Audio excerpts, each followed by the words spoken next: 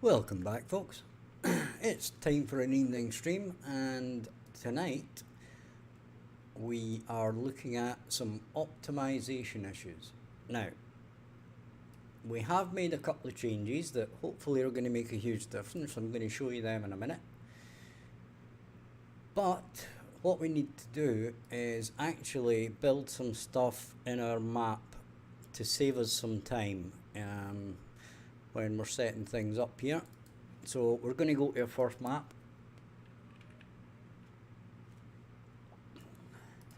We'll save selected there.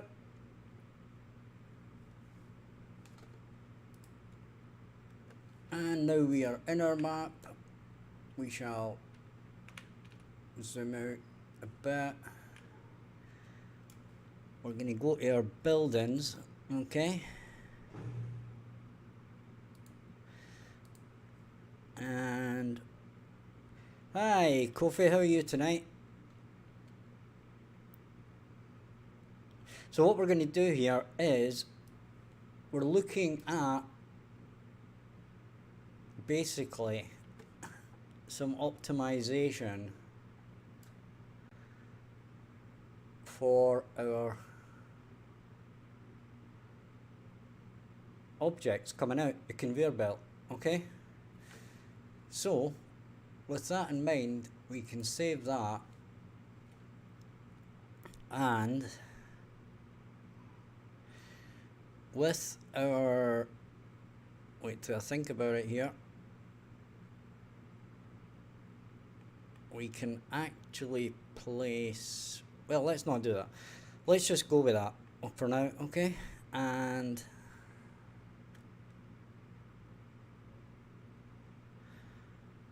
oh, that's good, Coffee. I'm good. But the problem was, earlier today, I found out that my game wasn't very optimized. Not that I've been optimizing it up until now, but when I had a lot of splitters and stuff on the screen, the frame rate died, basically.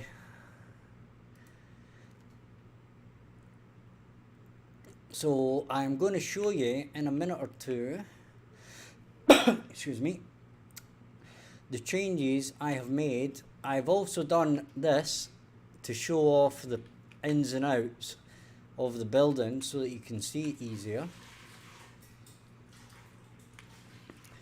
And now I've also put a plane in here so this doesn't flash as much, right?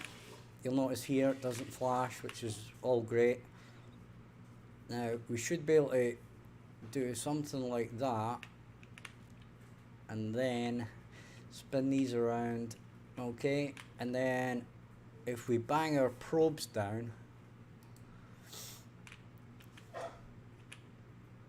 we should, in theory, and now we can do a splitter, right, which is this one. We'll do that, and then we can spin that around. And once we get our, let's have a look and see. So at the moment we're on 100 frames per second, which is absolutely fine. And this is bauxite, so we are good to go. And what we're going to do is we're going to do this,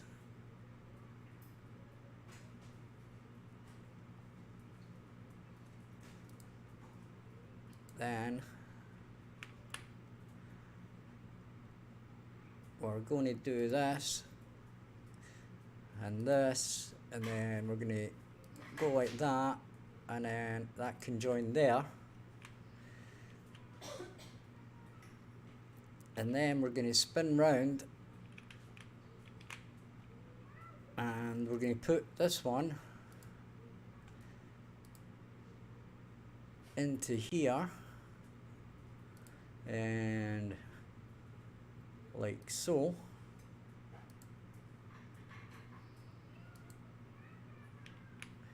Okay, then we'll spin it around again.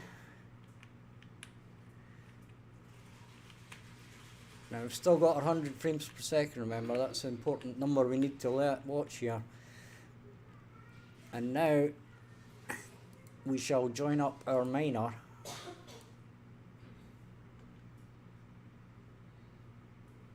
Hopefully.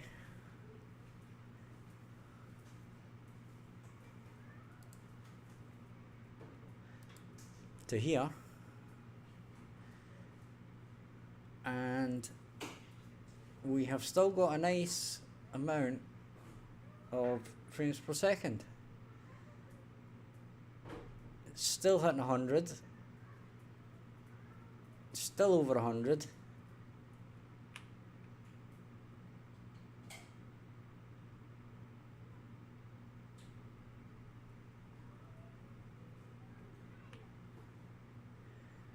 The issue now is that these aren't coming out of our splitter.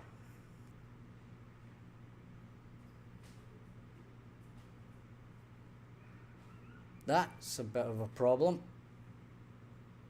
Okay. So we need to look at our splitter.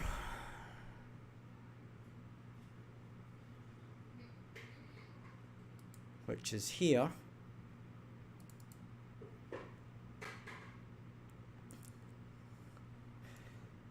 Well, in fact, let me show you what I did first, right? Because it's more, right. So in the splitter, or sorry, in the output object, what we did was we had a standard static mesh here, okay? And what we did was we turned it into an instance mesh, right? So basically we added the construction script, we added an instance static mesh component, right? And then we add an instance, we set our mesh to the correct mesh, and basically that's it. Okay? And the next thing we need to look at is why the dumb splitter is not doing jack. Okay? So,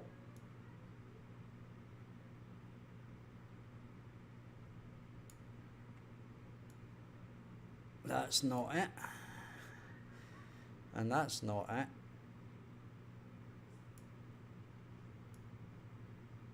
So basically this is when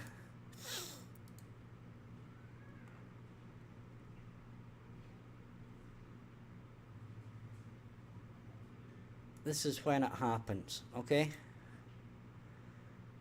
So we need to check what's going on in this particular situation.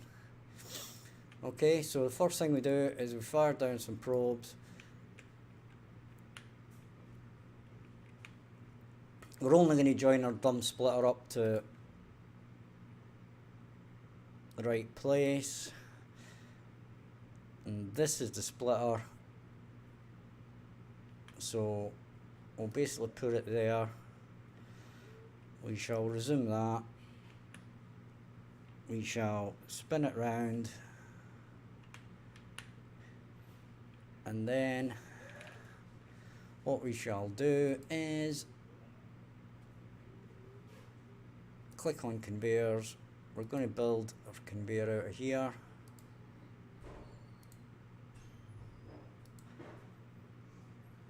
And then it's going to click in there.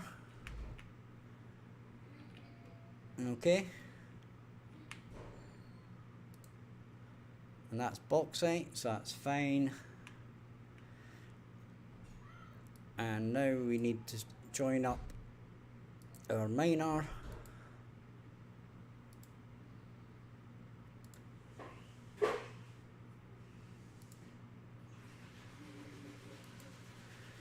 So that's done.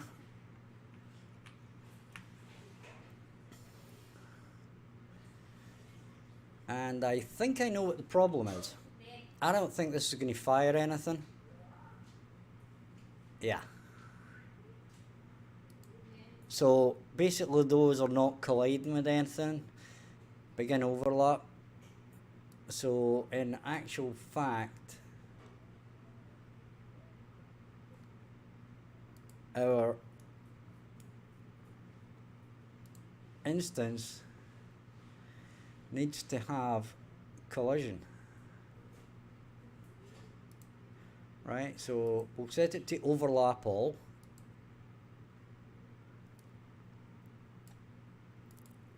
And we shall basically try this again.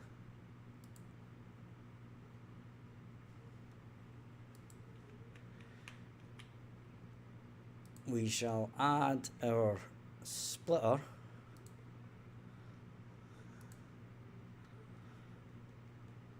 We can resume that, and then we can spin it around. Don't actually need to spin it around, come to think of it. So we shall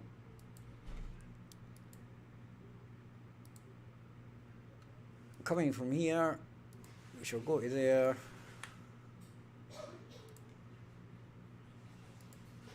Join it in there. Then from our minor,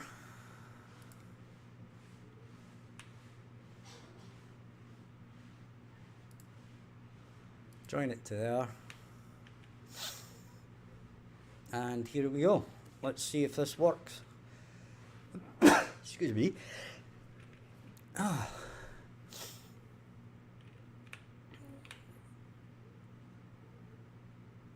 And it is not firing. Right. So we still have a problem with our mesh.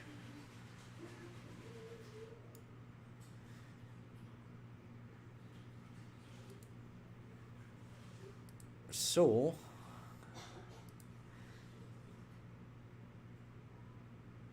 let's say block all for now.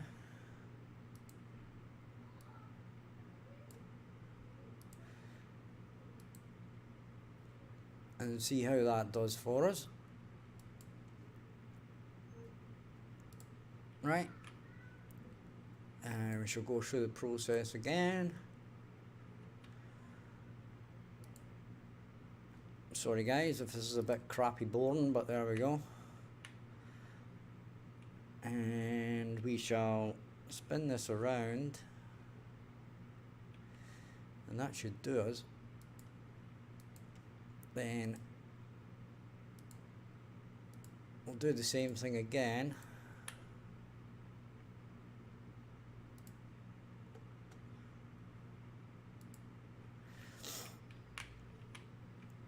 Okay, and then we shall build from here.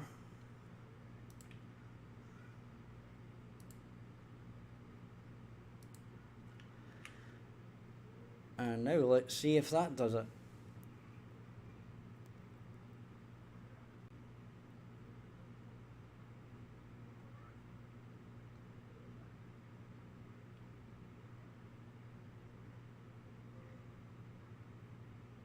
And that is still not firing our collision.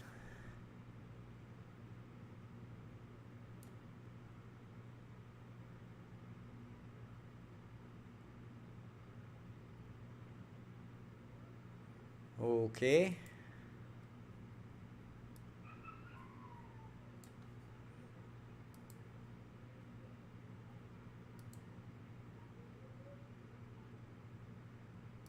So that's kind of weird.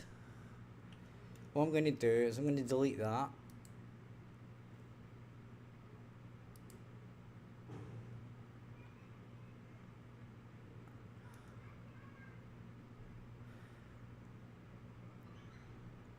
So fundamentally we don't actually need to do this anymore, because we're actually doing it in the mesh component, the instance mesh, so we actually don't need to do this part of the code twice. Can pull that down out of the way.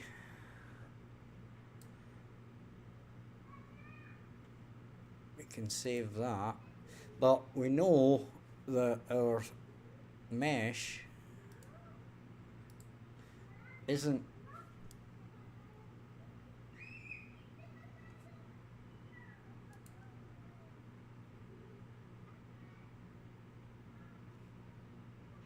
we know that this mesh is not firing this here. Okay. Now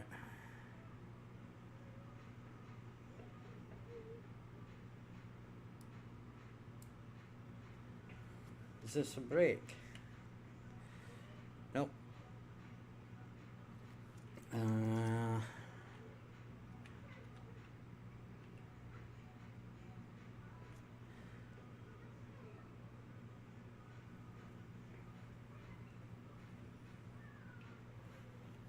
That should be the static mesh component, right?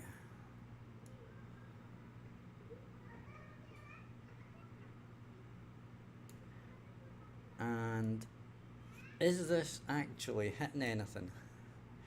Right, what we'll do is we'll stick in the event graph, right?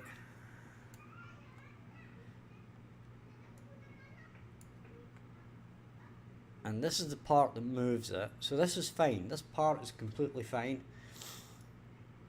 This is moving our mesh, our instance mesh. The problem is that it's not colliding with anything. So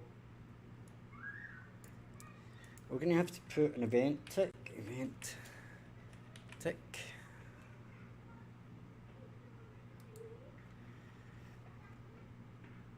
We're going to have to get our instance mesh. In fact,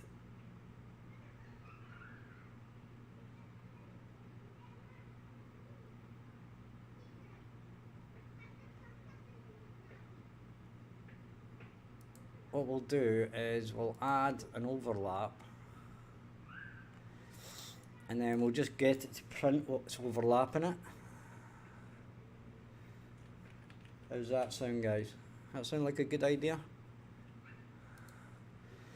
Sounds like about the best idea I've got in the moment. I'll tell you that. Because I don't know why this is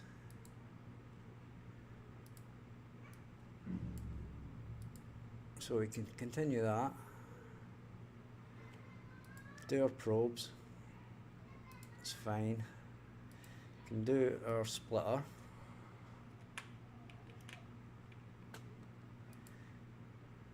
that's fine.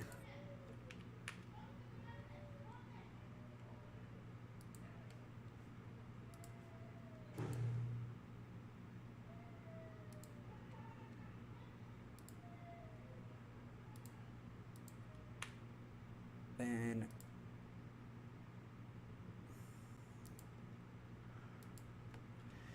can join that up. Okay.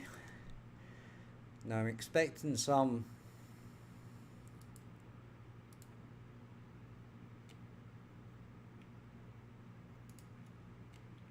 I'll need to spin this around.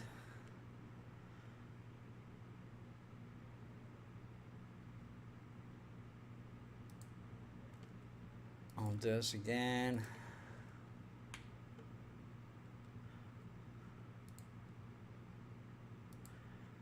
So that's now connected, and these are not overlapping anything at the moment, so that's okay. Now will they overlap here? Nope, not overlapping. Now in theory they should overlap quite a few things there. So whatever's going on this is basically not doing anything.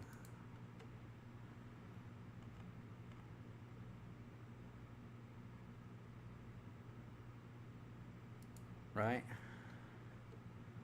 And it's set to block all.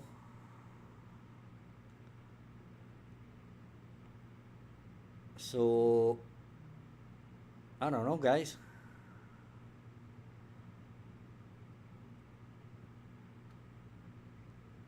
I've got no idea.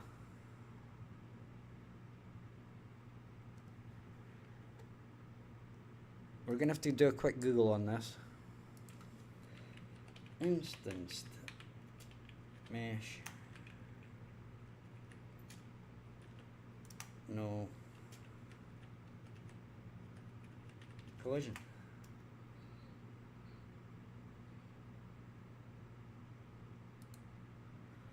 Okay, well, at least I'm not the only person.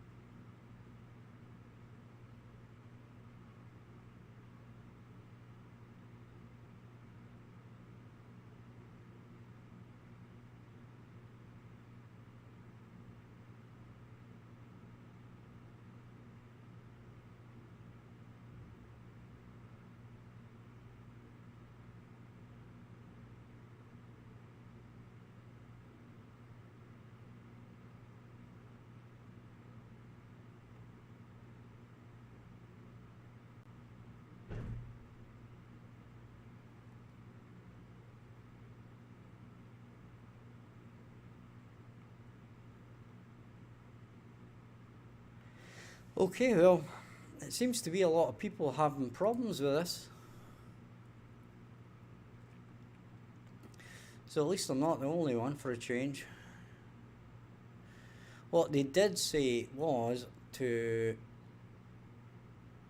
on here, to say generate hits. Right? Now, if that's the case, then we once again need to click on our instance mesh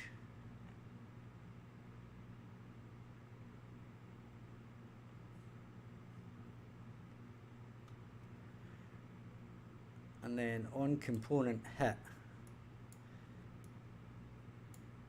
basically do the same thing.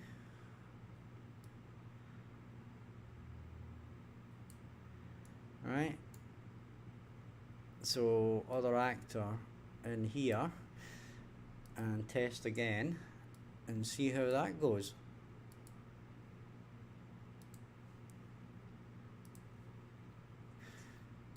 Right, but you tend to fix something but it kind of breaks something else. That's just the way of the world, I suppose, with this. Resume that.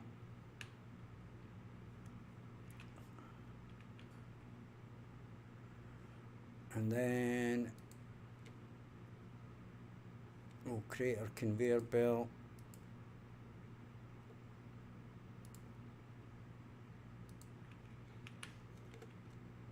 From here to here.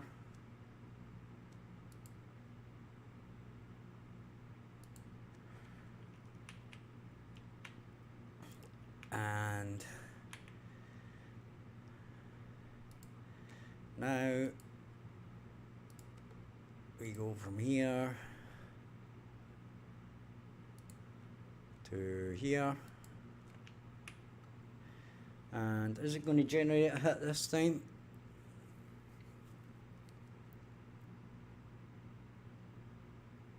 apparently not.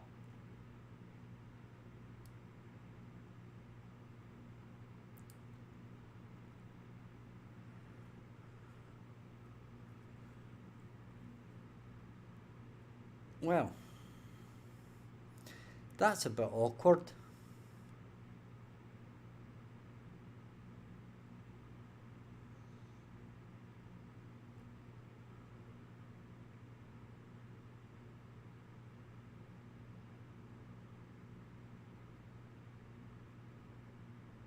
Right, so if we look at this,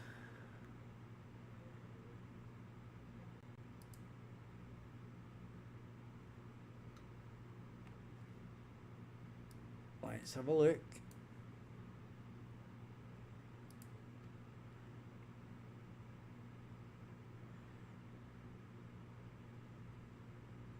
And there's nothing really here.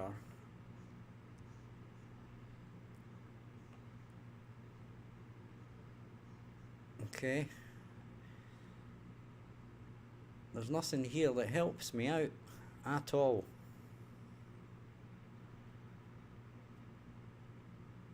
The only thing I could think of doing here is adding a collision box.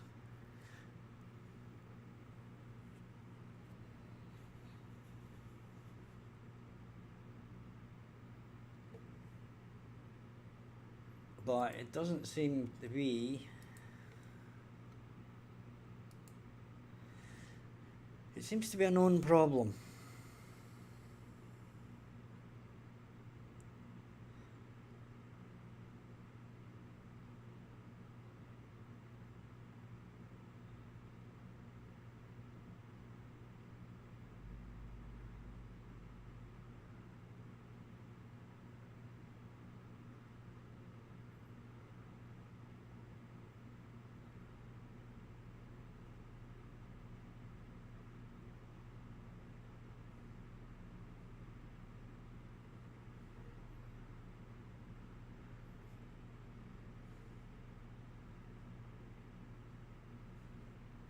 Right, so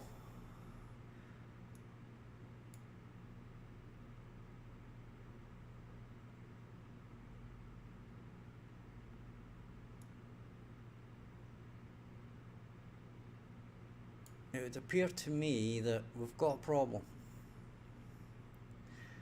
A rather large one.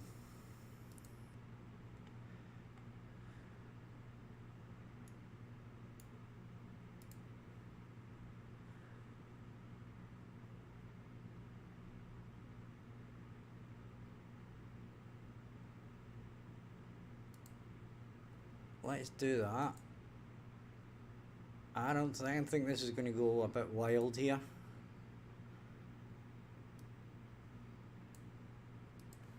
I don't think this is going to work.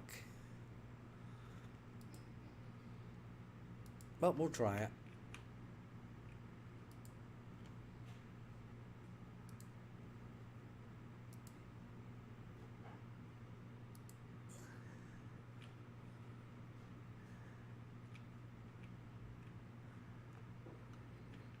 Okay, so we can create our spline now.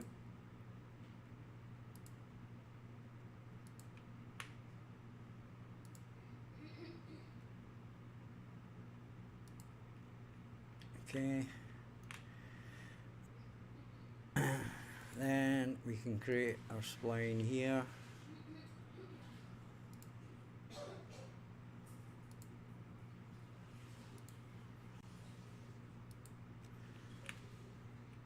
And here we go.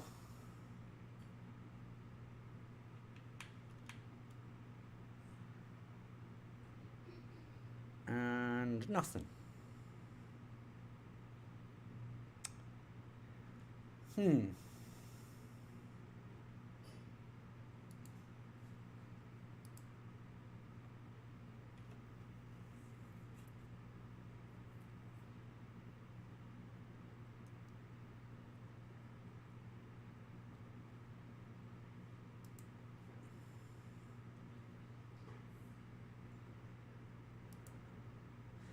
There's a lot of different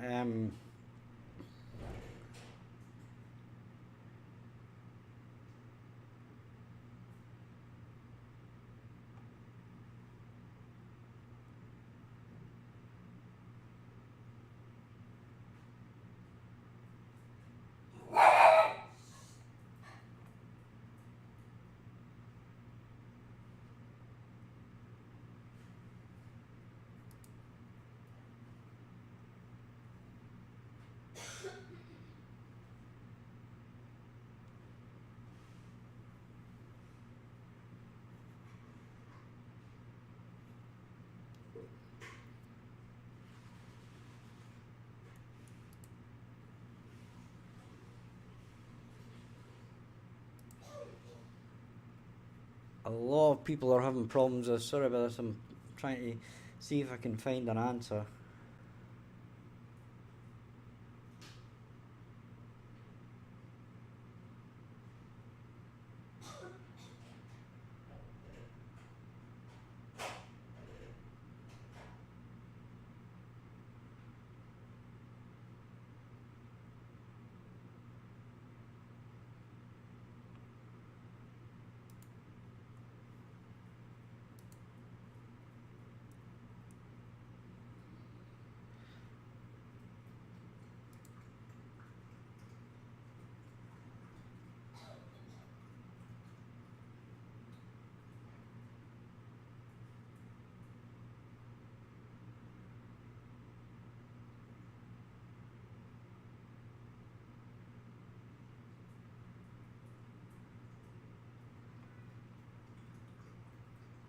Okay. Well, this isn't very good. We seem to have a problem. Instance meshes not having collision.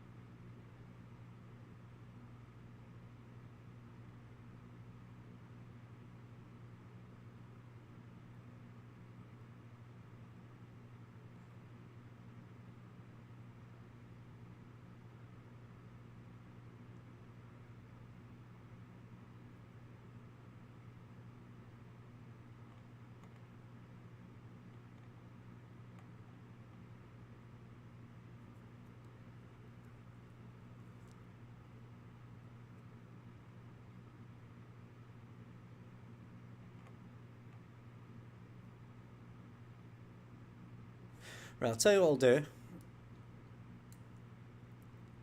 I'll tell you what I'm going to do. What I'm going to do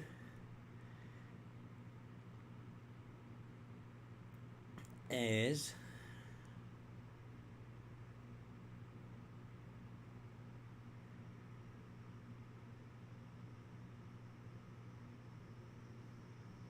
we are just going to add a component to this.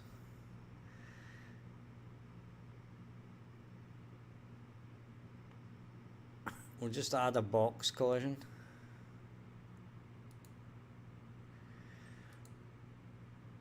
Now we can basically change the size of this to whatever we want. Right, but the point is that, well, I'll tell you what we'll do. We shall add a static mesh, right? And we'll get the barrel.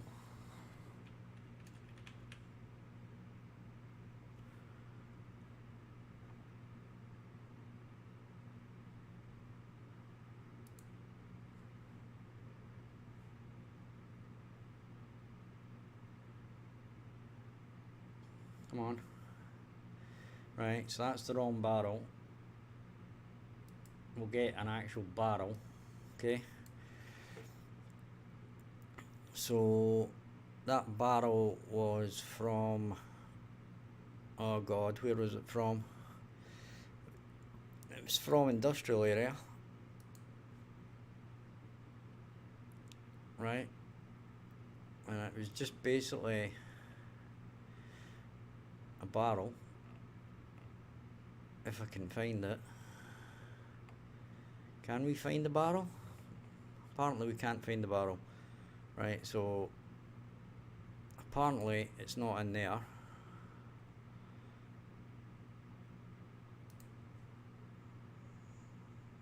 So I'm guessing it's in here. Yeah, so this was the size of a standard barrel, which is kind of fine.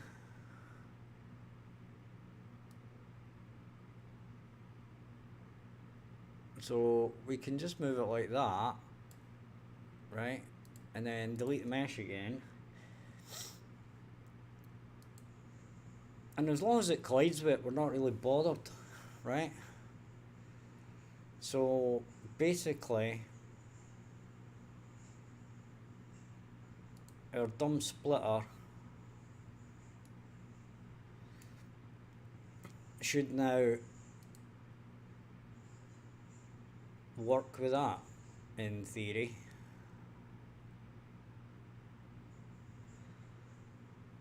Although, having said that, we might need to put that in the center. Yeah, we'll go with that. Okay, let's see if we now generate some. Let's see if we can generate some hits, shall we?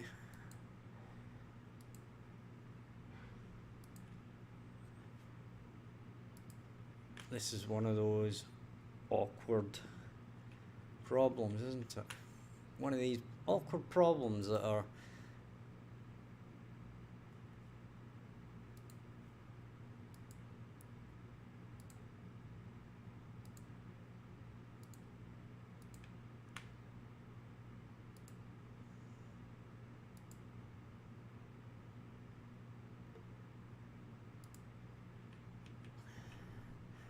join that on.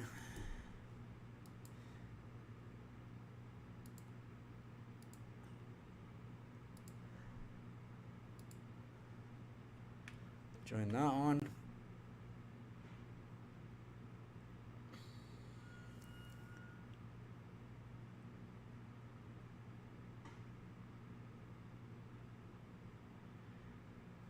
And we are getting 0.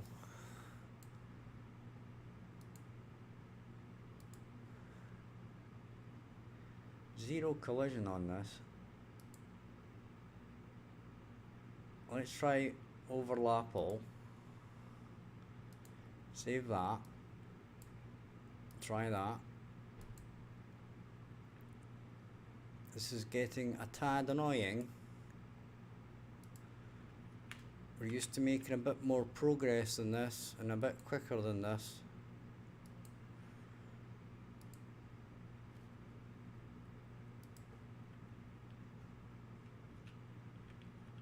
Right.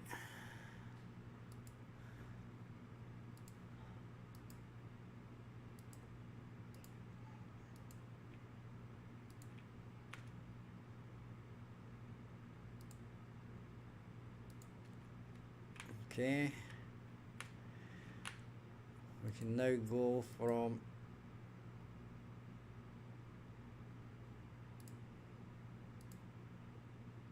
our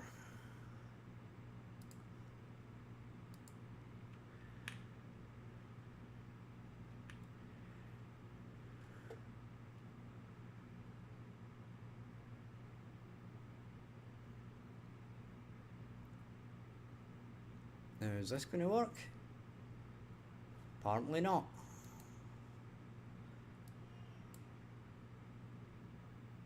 Now, what I want to do here, that is movable. Right, this box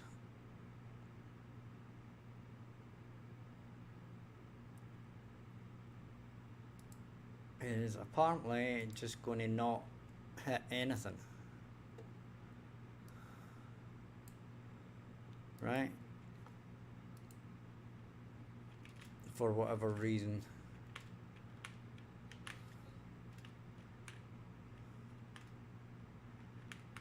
Right, I'm losing. Yep, right, okay. I lost my train of thought there.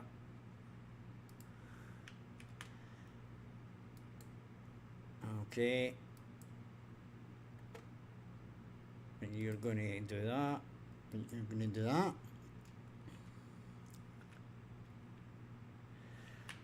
And then we need our spline to come up here.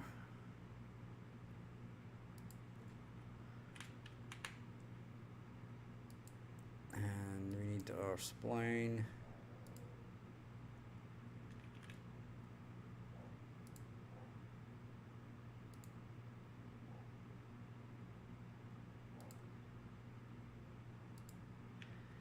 to go in there.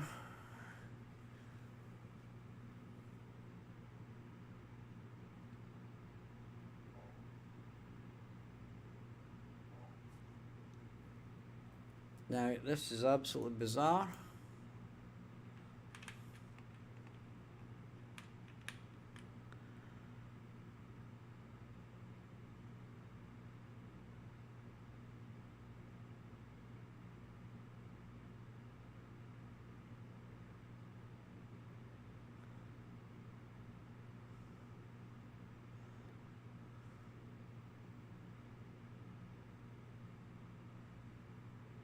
I'm lost here, guys. I'm lost on this one.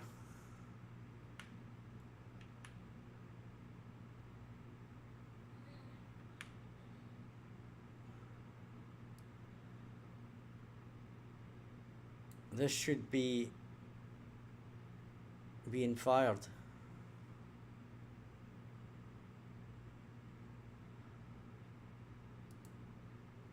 Right, but for whatever reason, this is on collide with everything basically.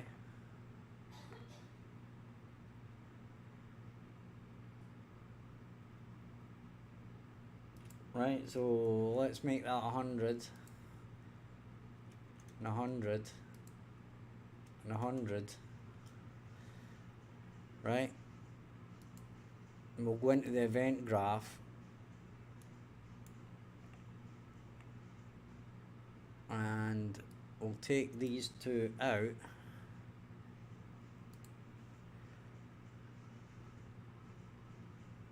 and if it begins to overlap, right,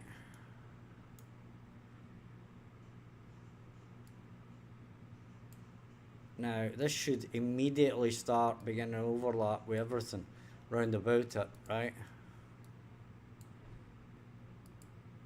So I'm hoping that this is going to do what I think it's going to do. Probably won't.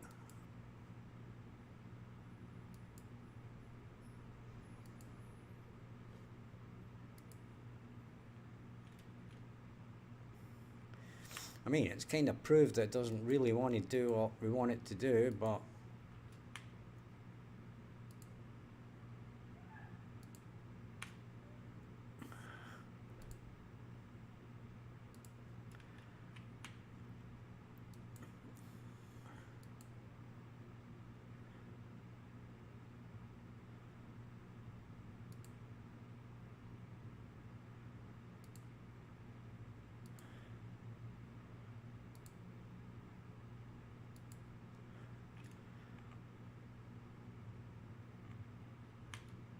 right, this is colliding with nothing. What's going on? I don't understand.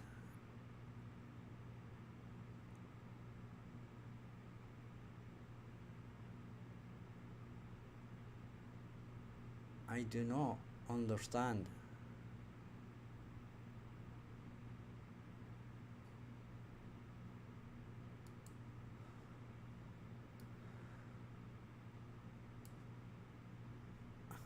Have I missed out? Am I not thinking straight or something?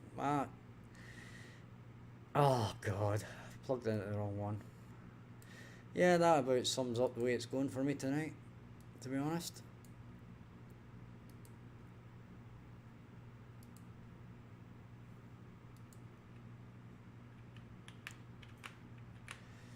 Super doofus. Right, there'll do. Go with that again. Stick our thing in. Hit resume. Spin it round. Hit our conveyors again. Come out here. Go up there. To there.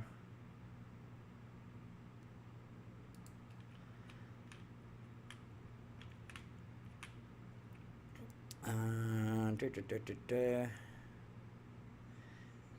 conveyors again. This one again.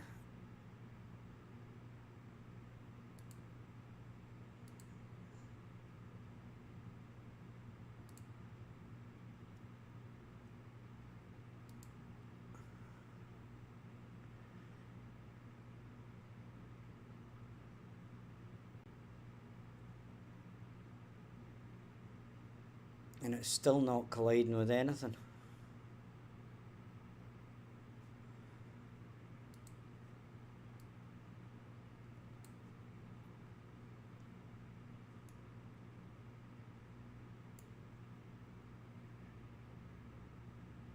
Well, this is bizarre.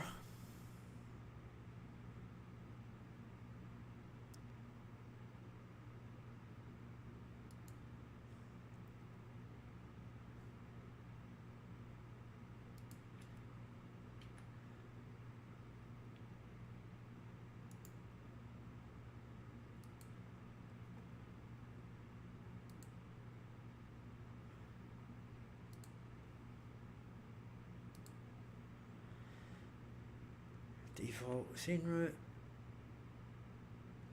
is fine.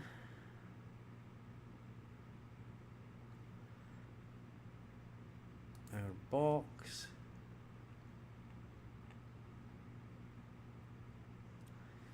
It's not for navigation.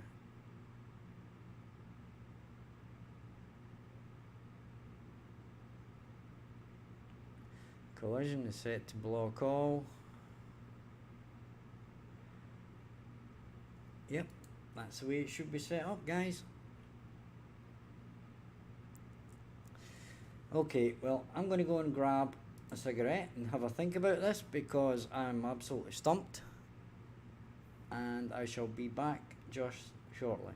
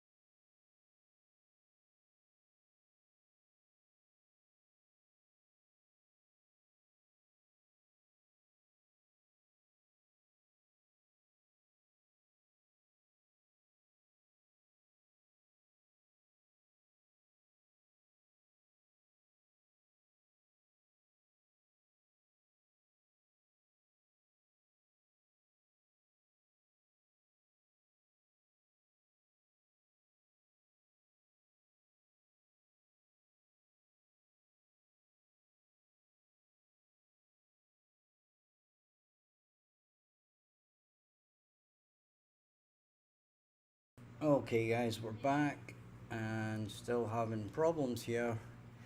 The one thing I was going to do was in the construction script set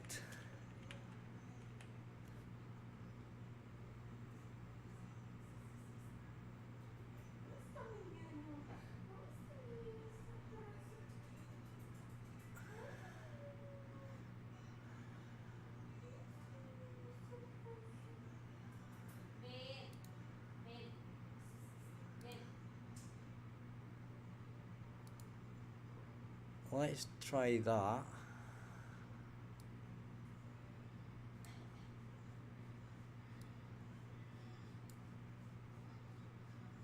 Okay.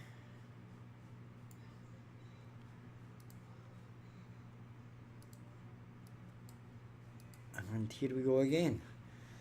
Right, so we've got problems tonight, it must be said. We have serious issues. If any of you guys have come across this issue before of an instanced mesh not colliding, feel free to let me know. I'll take guidance from anywhere.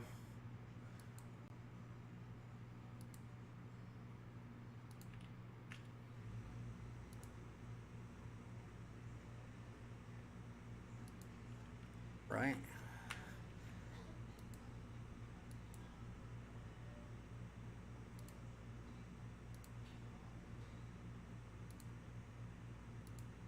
And there.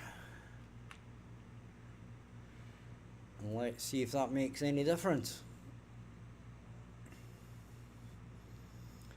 Here we go. Nothing.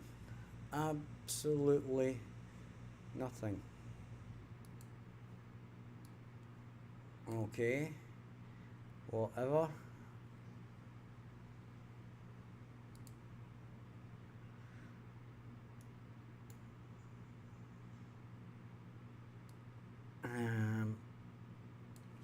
What about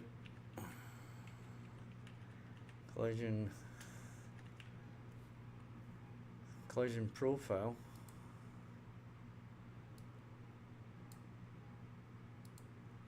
And this would just be block all.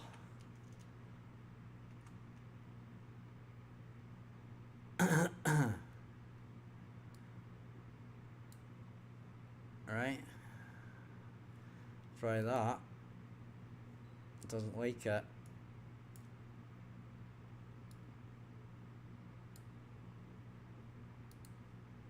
Okay.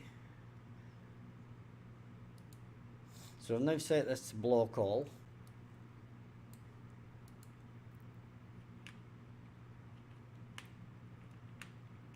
Okay, and lost train of thought again.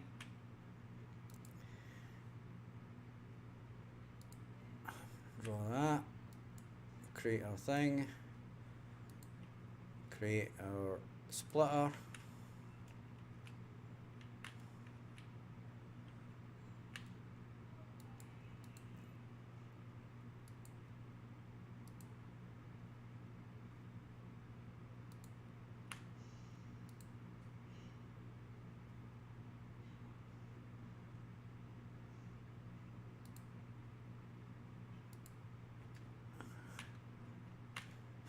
Now that's beginning to annoy me, the fact that that lights up all the time.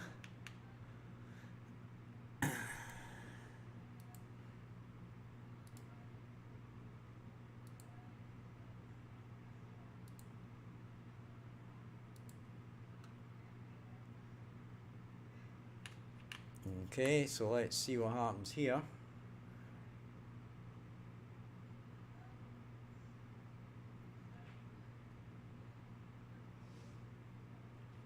Absolutely nothing.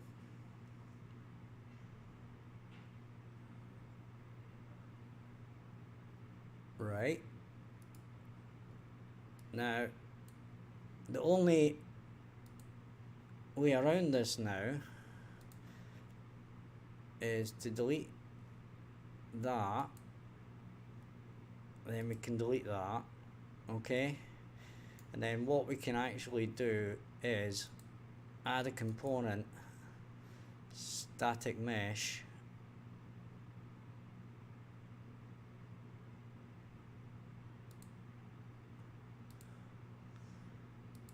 and it's just going to be called static mesh. Thank you very much.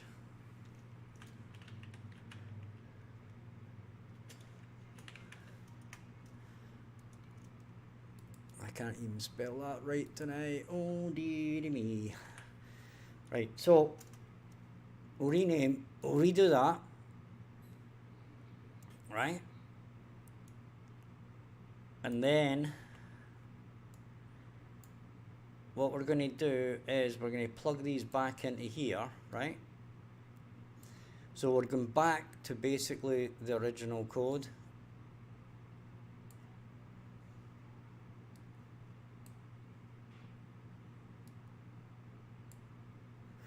And then what we'll need to do is, in our construction script, okay,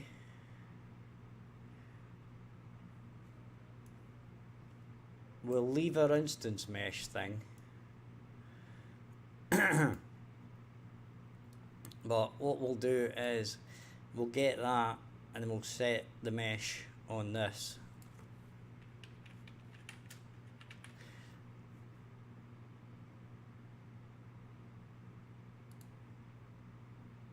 Right, and the new mesh, it goes in there, okay, and then this goes in here, then this goes in here, and in fact we basically don't want to do that. We want to go straight to here. Pull this down a bit so that we can see what we're doing, and this is going to go straight to nowhere,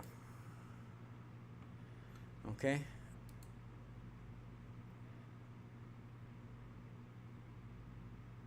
And that is going to get deleted, and we are basically back where we were before we started messing with the instance meshes. Okay, I'm going to stop that for now because I want to see. Apparently there was no error. Right, now in theory this should be working again.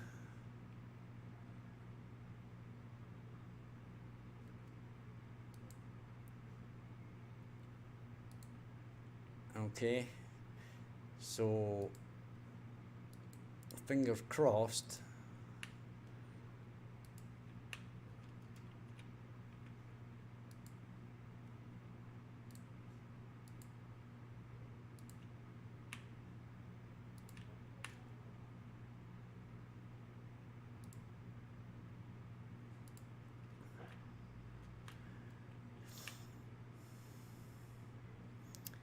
And we've still got to wait on it doing this, so we'll leave it there, and hopefully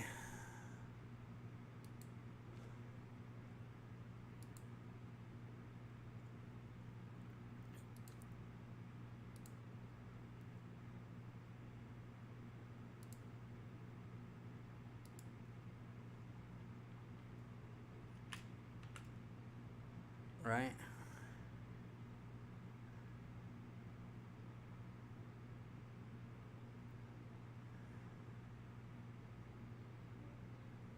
And there we go.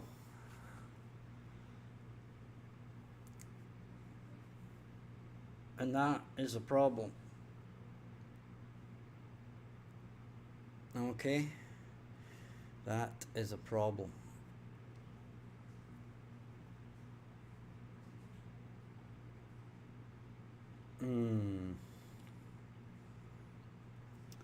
Okay, I think what I'm going to do is I'm going to do a bit of investigation on that offline, because it wouldn't exactly be much fun for you guys to see me trying to fix a problem Now, one of the things this did say, and one of the things I did want to check on this, it's set to there.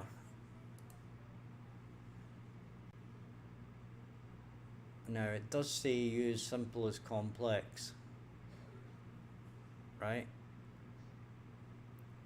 Now the level of detail thing,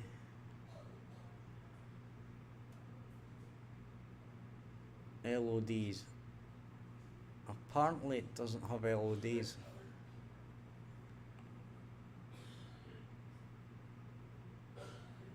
So the question is, see, this has got a number of LODs. It's got a number of LODs. Now, it depends what the LOD setting is.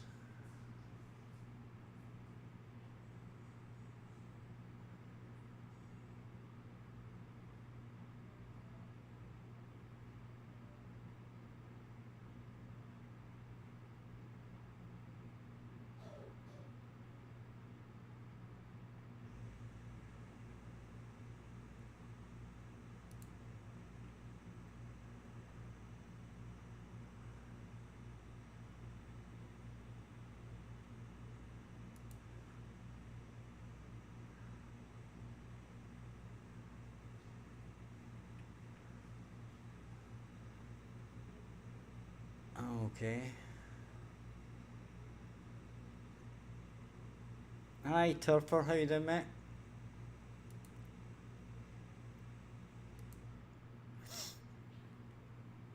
Right, I don't think that's even the one we're using, but we're not worrying about that, right? Let's not worry about that.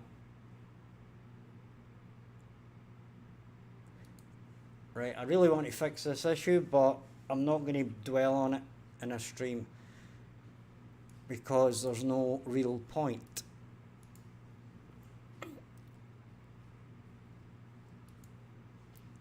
So let's forget that whole thing.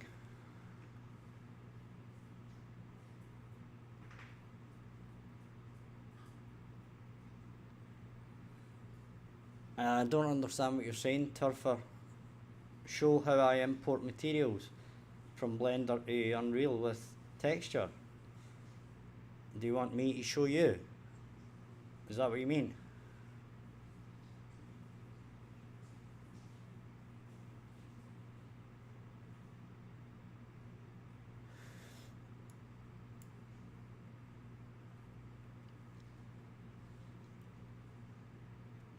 If that's the case, then I'm sorry to let you down, but I don't use Blender for textures.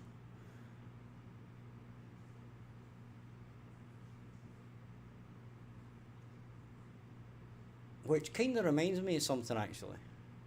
Since we're on the subject, right, let's actually do something a little bit different tonight. Okay?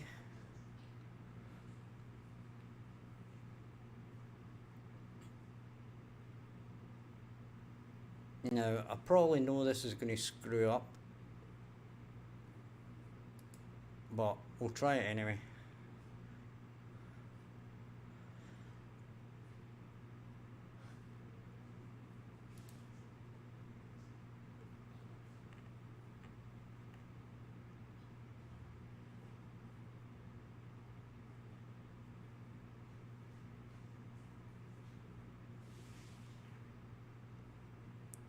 Right, so Steam should now be open. Right. And that's good. Let's drag that over here, shall we?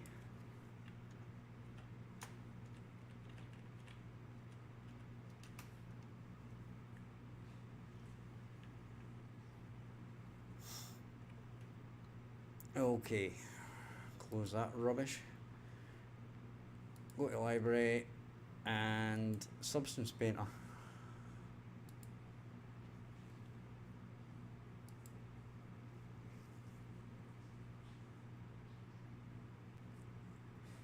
So we're a bit off topic, but just to show you, I don't import materials from Blender. I don't texture models in Blender. I use Substance Painter for that, as most people don't use Blender for that type of task, to be honest. So we can say new, then we can select this, then we want to go to imports and conveyor widget, research sheet there. Now where'd I put this? Products, nah, assets, could be here. There's rover, that's not it.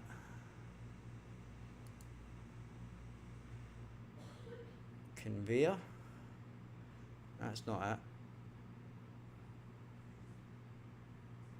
Menu buttons, laser turret,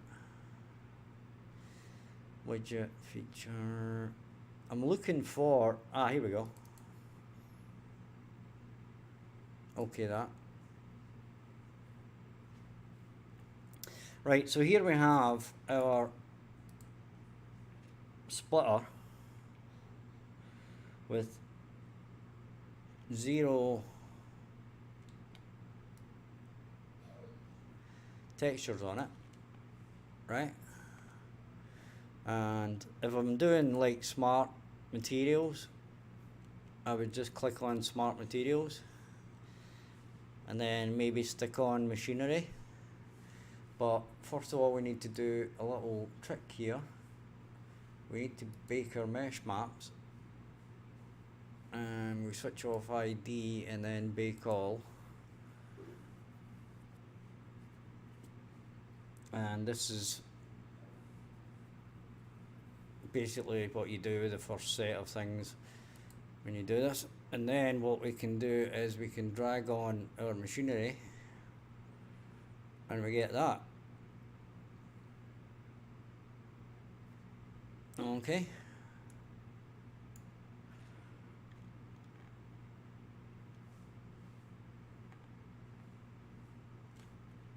And then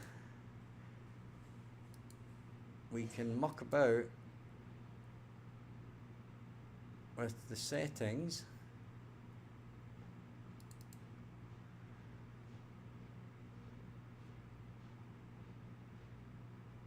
and where are the settings?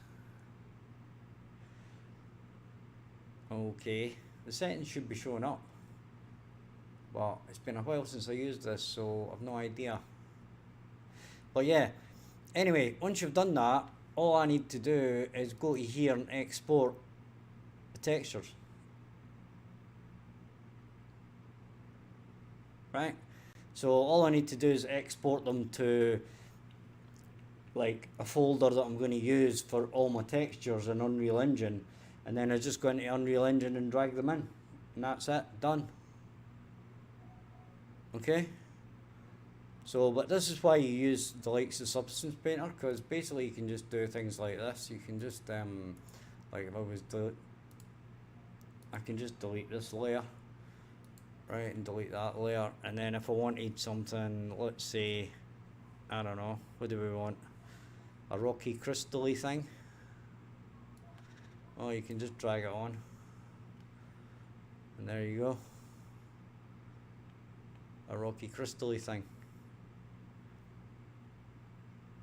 Now there's obviously a bit more to it than that, right? But once you're finished your thing, all you do is basically export the textures, and you can export them at all the different resolutions. You can do what you want.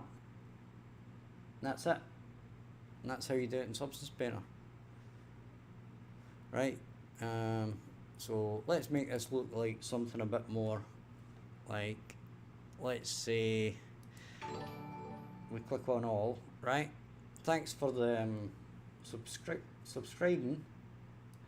I believe somebody subscribed. Yeah, Kier. Thanks, Kier. Very kind of you.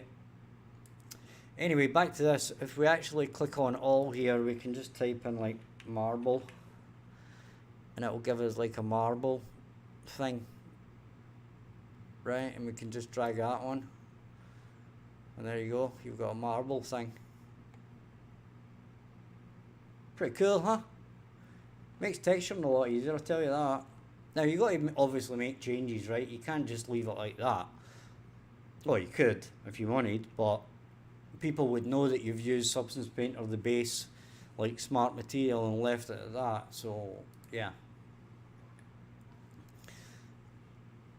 But yeah, you can do the likes of that stuff, and it's got, well, this particular thing's got like particles, so you can like basically make it as if it's been raining. Or what's the one I like?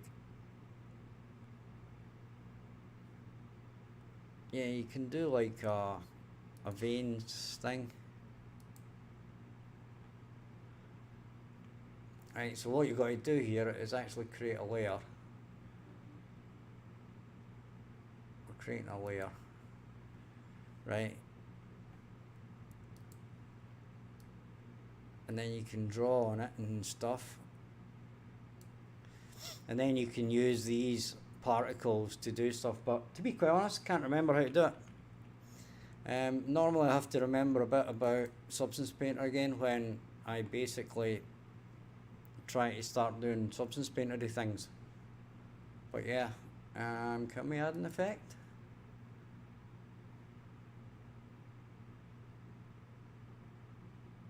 It's got a lot of stuff and crap on it. You can do an auto generator. And then you can select what generator you want and select the masks, but we're missing a window somewhere here that tells us the values, right? Anyway, that's our little coffee break over as far as showing you Substance Painter. But once again, it's as simple as exporting texture, right? And that's it.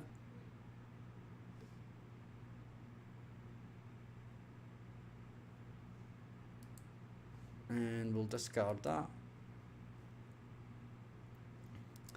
So anyway, what we're going to do was we're going to have a look at the stuff we did last night, right? So this was all to do with the rocket. In fact, it's not to do with the rocket, or at least it is to do with the rocket, but it's also to do with our structures and stuff. And I didn't save it in there. I saved it under recipes,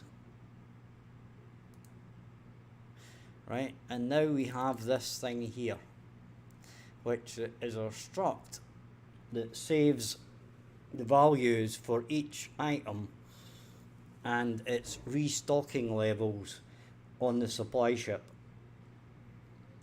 and whether or not that's going to allow you to actually sell stuff or not, if it's going to supply it to you, if it's going to buy it from you, how much it's going to buy from you, how many it's going to sell to you, and the price it's going to sell to you at.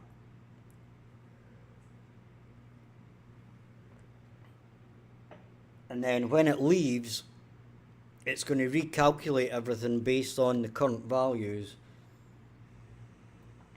and basically say whether or not, you know, the inventory on the resupply ship has updated. Okay? Back in a second, guys.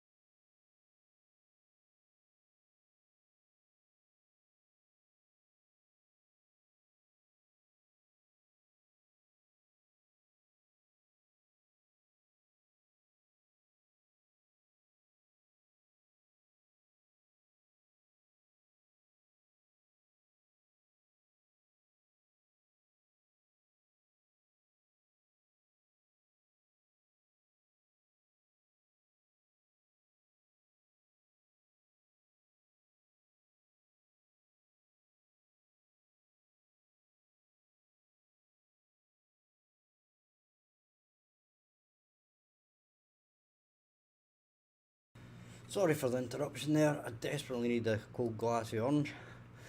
So, what we need to do is set up our data table with the restock values. So I set up a data table, and we're going to have our items. So we have one for bauxite, so we can just set these up as necessary. Copper ore, add, then, and when we do this, right, when we start doing this, we immediately see an issue or something that we can add in here that's going to basically help us out, and I have basically just seen that. And we shall have 2 new items in this data table or struct,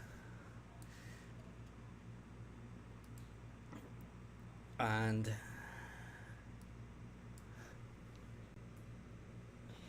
then it's going to be, say, rocket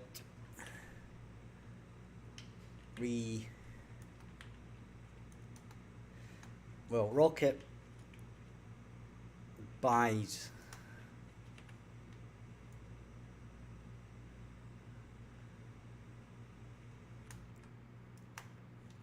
this commodity,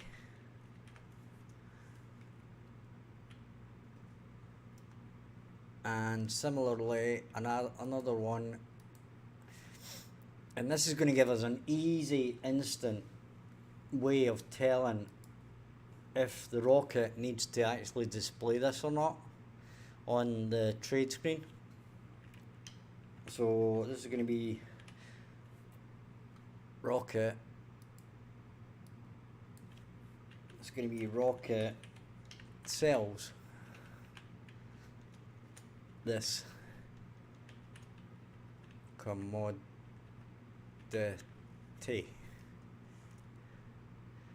Okay, so from looking at the actual data table when I saw it, I immediately kind of knew that we're going to load this up anyway, right?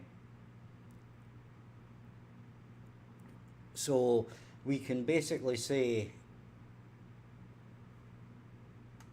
set this up, right? And basically say that either the rocket buys it or the rocket sells it or whatever, right? And by our previous, we can say copper ore, and we need to spell it right, ore,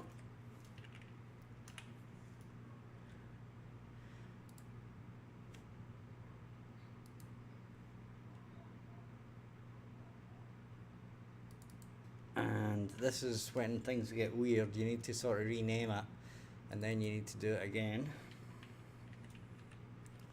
Copper ore,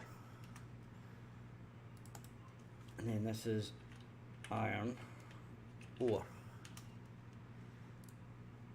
And then what we can do is we can get the row name from the actual item if we just replace any spaces with nothing, and that gives us our row name, which means that we don't need to loop through every single instance, right? But basically all we do is go through all of them.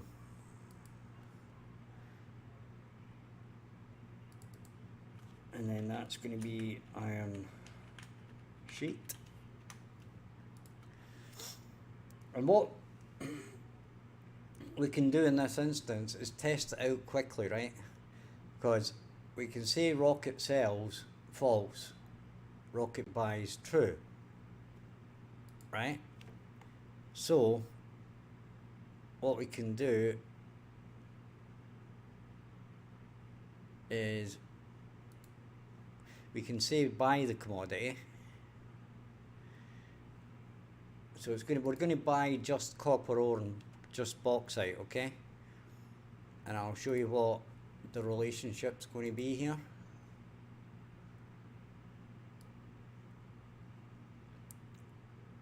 Now for our items, okay, when we set up our items, we're actually going to have to load in the struct. Okay, so if we try and run this,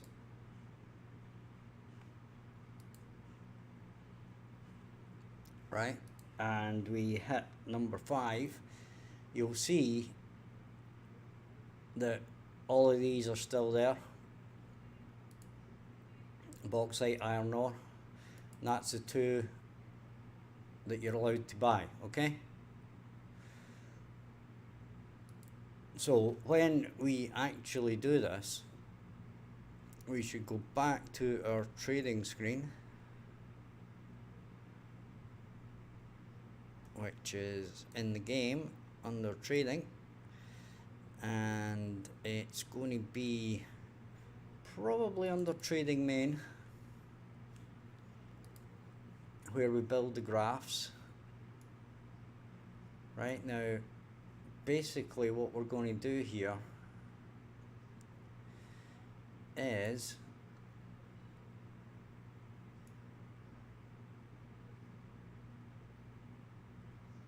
have a check on this.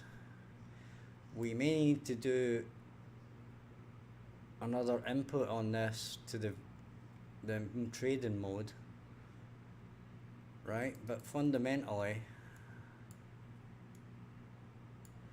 we create the trading line widget, so we need to have a look at that and have a look at the variables in it.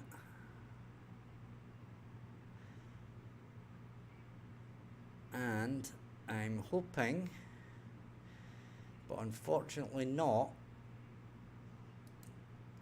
we don't have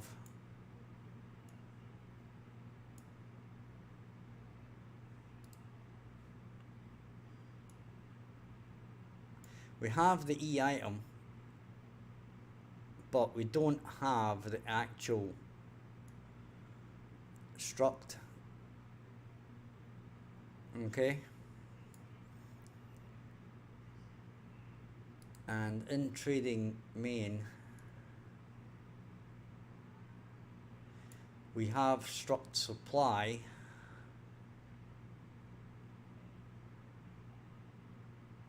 Now, do we have the struct for the item? And that's just struct supply.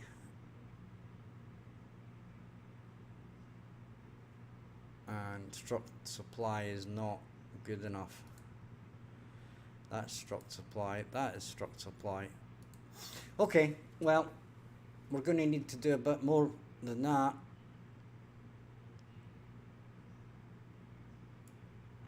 Okay, so in fill grid,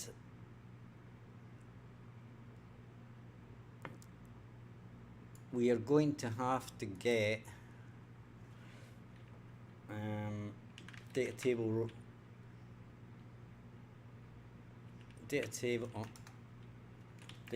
row, right?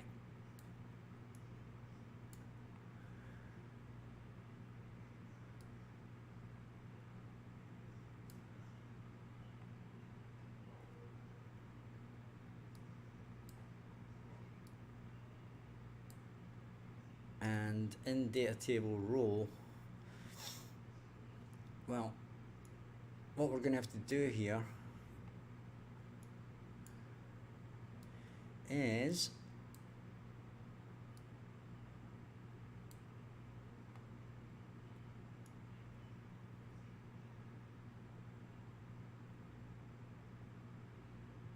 this is in fill grid, okay? So that's fine. We're going to here, we're getting the item, and then we basically say toString.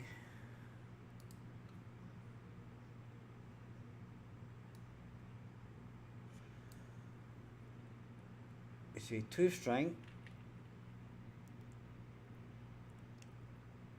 and then replace,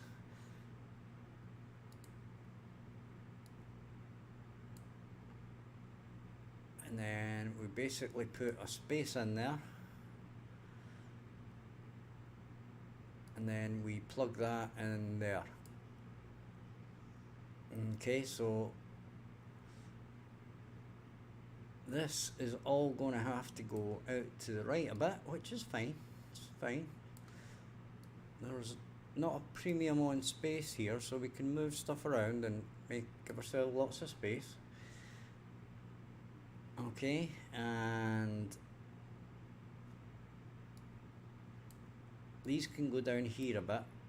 This can move along.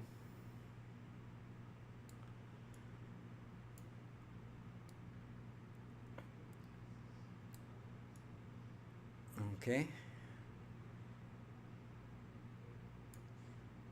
And this can go up here a bit. And this is going to go here. This can go there. And we're going to add a variable. And it's going to be temp restock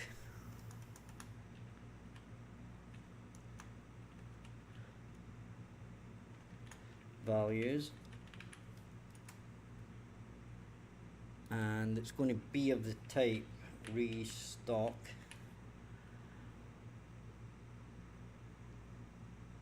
Okay. Is it resupply?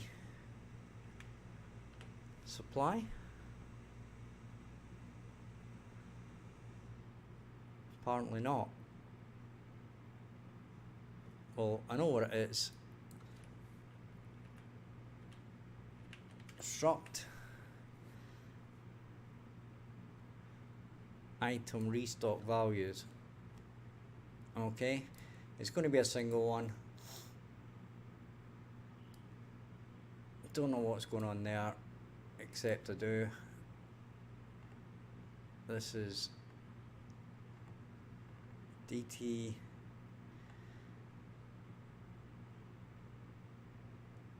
restock values.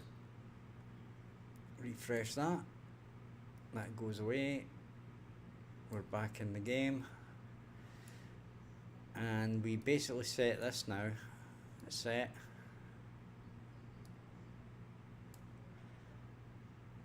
We do that.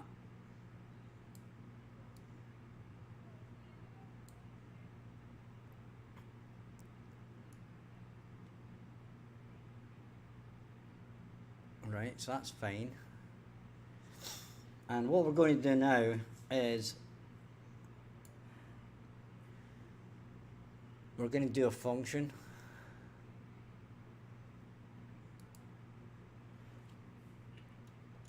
And it's going to be saying is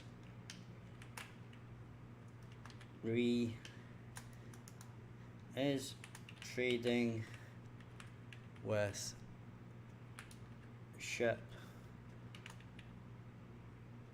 allowed.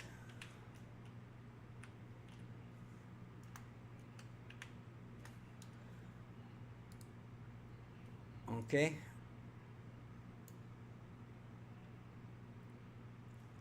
So we shall save that for the moment and go back to our event graph.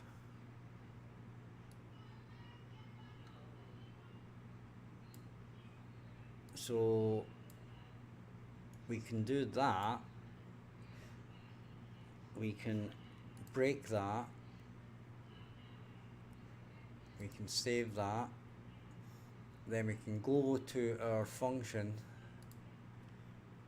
right? then we can set a output, and we can call it, oops,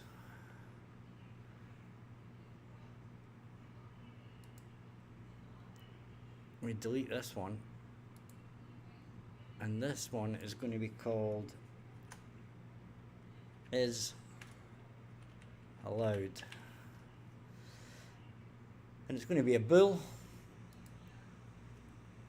and we're going to make this pure. We'll save that. Okay, and then we can go in here and say is ship trading allowed,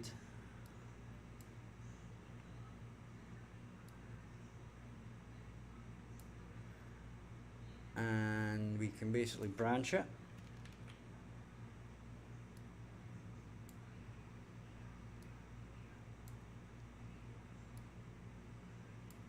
Plug that in there, and then we can plug that in there.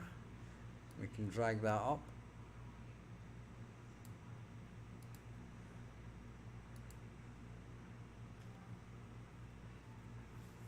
Right, and now we can go into our is trading allowed,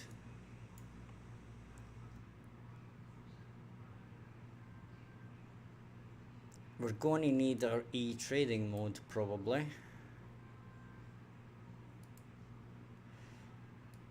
and the e-trading mode is going to tell us if we can put that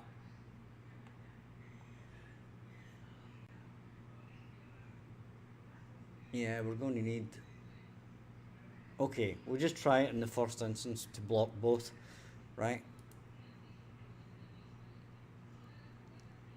So we get our temp restock values, and we can break that.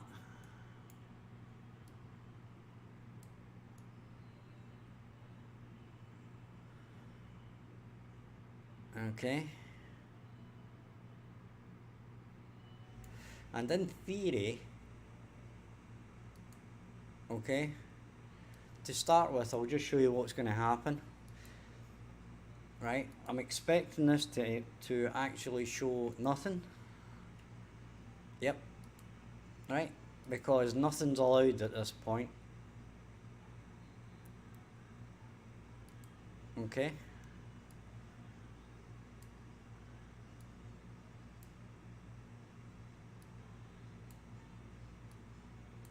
So we stop this.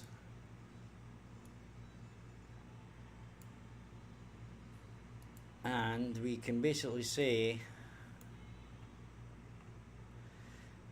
Rocket buys this commodity and Rocket sells this commodity. Now these two things are actually going to be the two that switch around depending on whether or not which mode we're currently in, except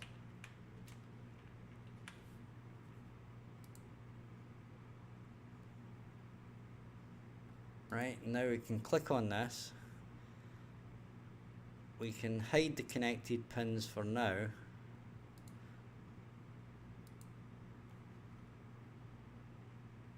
okay, we are going to basically be bringing a few back out, but we'll work on that in a minute.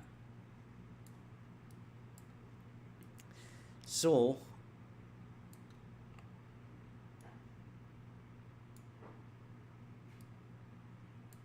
we can join that up,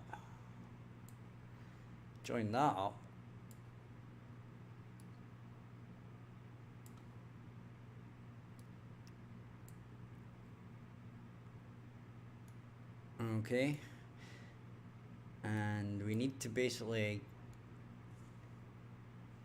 equals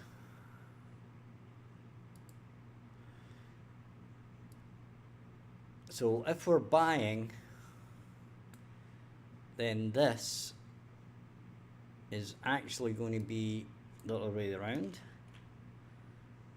Okay, so if we do that, so if we're selling and the rocket buys this commodity, so if both of these are true, then we set this, or at least we don't set this. So this is going to be and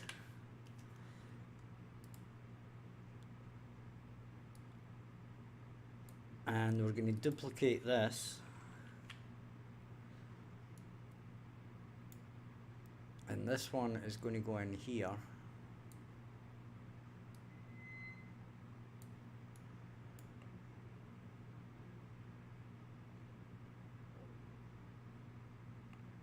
Okay, we should probably do this on a sequence, so we'll set up a sequence.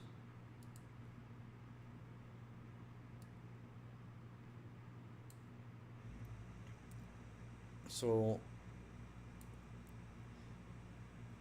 if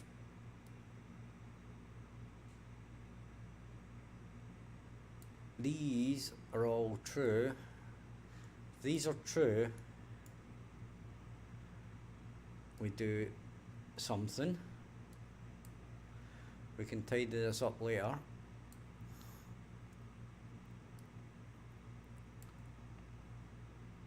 If these are true, we return true.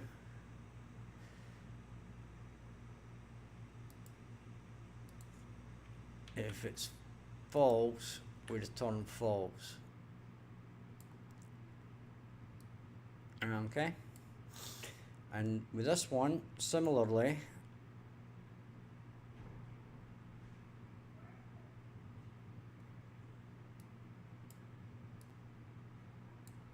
we're doing our AND here. Just moving these so it makes sense to me for a second. Then this branch goes in here. Pull this over a bit, pull this down a bit so that we can move it all together. So this is going to go in sequence 2.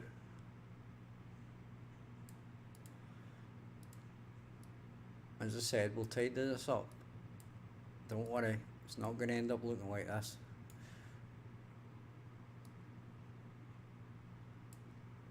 And similarly here,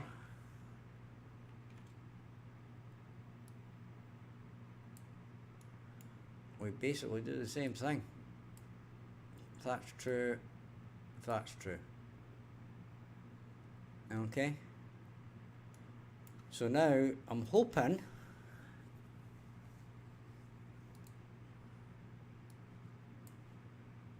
right that if I've got this right, we've got bauxite, iron ore, iron sheet, copper ore. And all 4 of them are showing up. So we need to check here, add a breakpoint, and cancel that, right? And then bring it back up again. And our current mode is buying.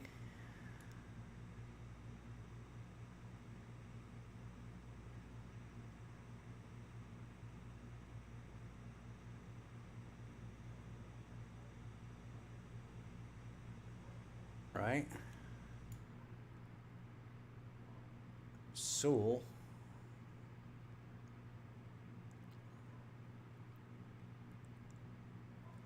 wait a minute. They're all ticked. Why did they all end up ticked? That's weird.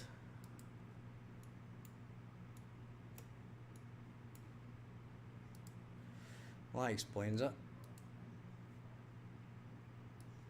So now what we can do is we can jump over to here, continue 5, resume, sell, buy, resume, and then now it's not showing any, which is kinda awesome. No.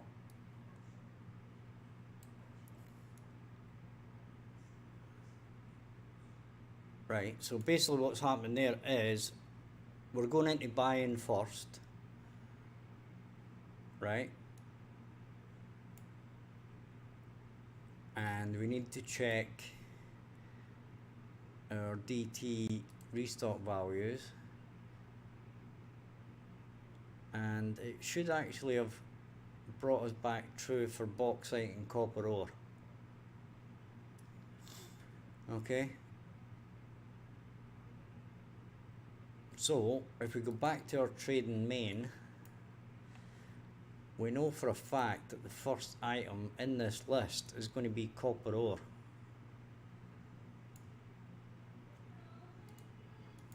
Okay, so we can add this breakpoint and we can hit 5. So we have got bauxite, we step over, we set our temp values, we step over, right? So that's true.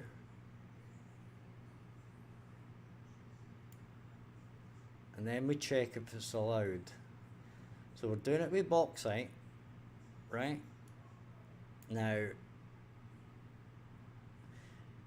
the rocket buys this commodity, okay?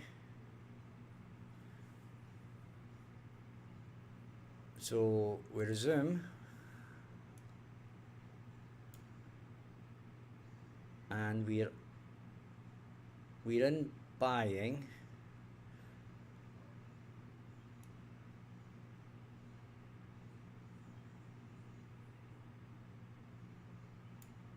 So does the rocket buy this commodity?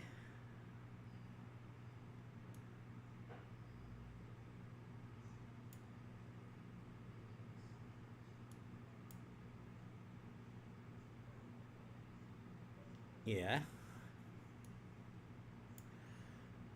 So we should step over. So that's wrong, that's not true.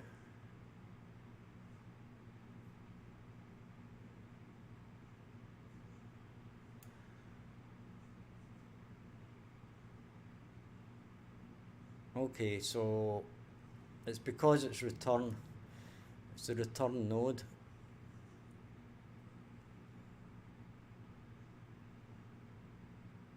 Okay, we stop that.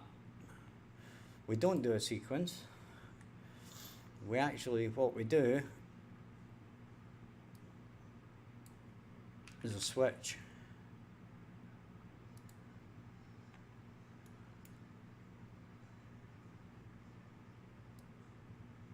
Okay.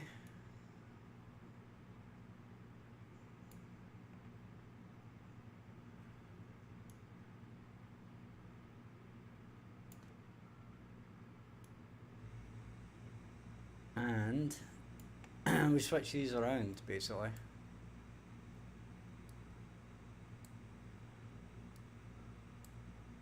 As I said, I'll tidy these up later. Right, so if we're buying,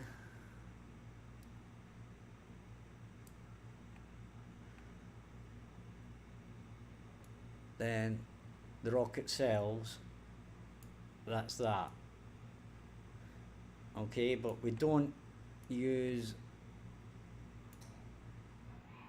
well, we should be able to use that in actual fact. We should still be able to use that, right, even though we don't need to. So we can do that and do that. We can save that.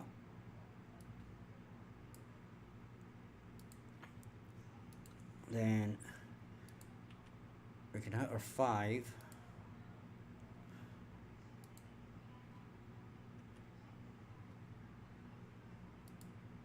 and it still shows nothing.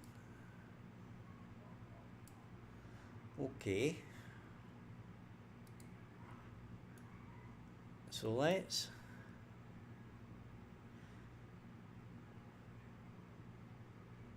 Rocket sells this.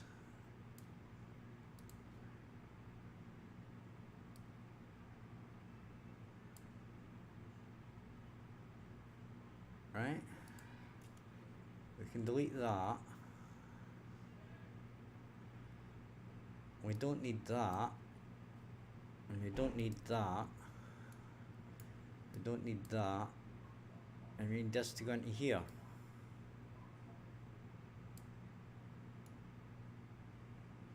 Okay, so you can see already I've tidied it up. Yeah, partly because of my logic wasn't right in the first place, but let's not grumble. We're certainly getting there.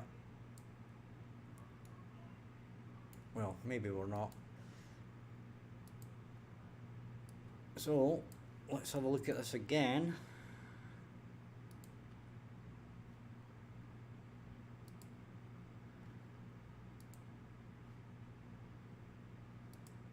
And we still have nothing.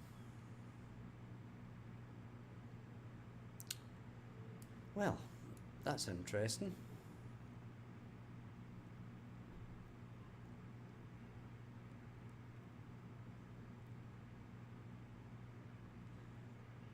It's very interesting indeed. So let's go in here, add a breakpoint.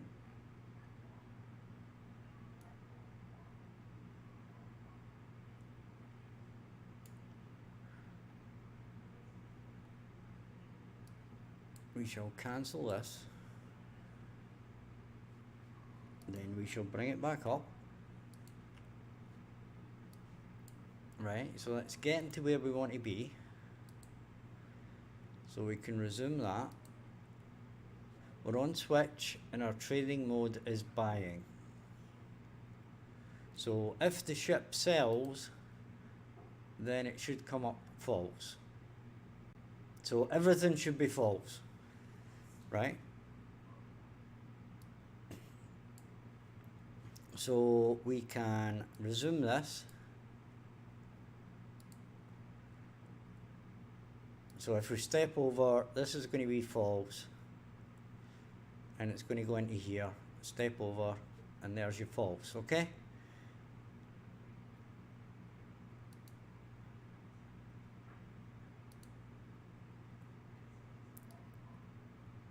And the next one is if we click on buy, our mode is buying. Okay. Okay. So this E mode thing isn't changing. Right? So if we click on sell,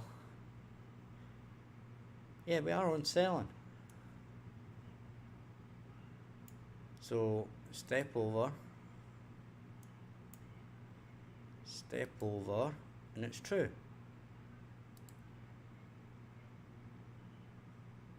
And we should still be on selling. And there you go. Now that was a bit weird, don't you think?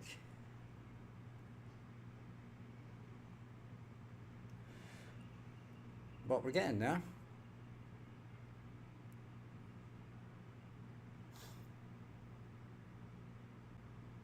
So now what we want to do is go into our data tables, or sorry, our DT restock values, and if we change these two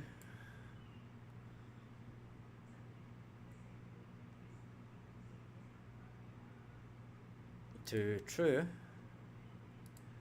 then we should see the other two appear on the other. Well, we'll need to save that.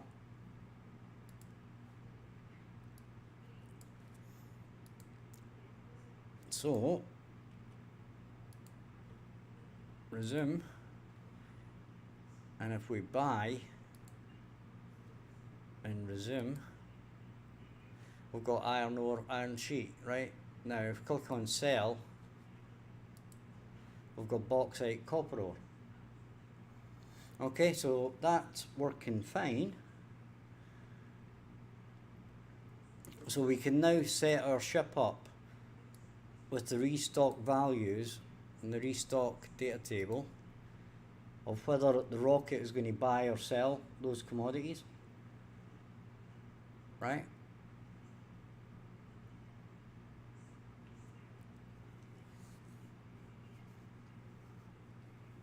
And in our item, I'm going to have to think about this. In our DT items, we need a way that we're going to do this, right? Bring that down. So in struct items, we're going to have the other struct, so we can load that up whenever we need to, right? But we aren't doing that at the moment, but that's okay. All we need to check at the moment is that things are working as they should, which they are, and I'm kind of quite happy with that at the moment. Our DT, I'm going to have to fill all these in with the proper, what we want to actually buy and not buy and stuff like that, right? So we can take that. So if we add another one, okay, like for example, it'll only sell a worker, it'll not buy a worker, it won't buy a smelter, and it won't sell a smelter. So those are never actually going to come up, okay?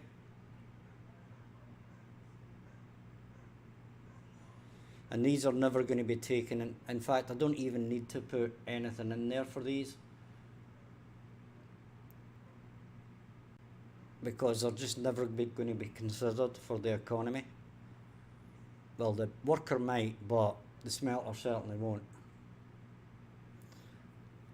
And fundamentally, we can just go about setting this up offline. So if you've enjoyed the stream and enjoyed watching it, check the description. You can join Discord, Patreon, buy my previous game on Steam, and all that good stuff. Subscribe would help a lot as well. So thanks for watching, and have a lovely rest of the evening. Bye.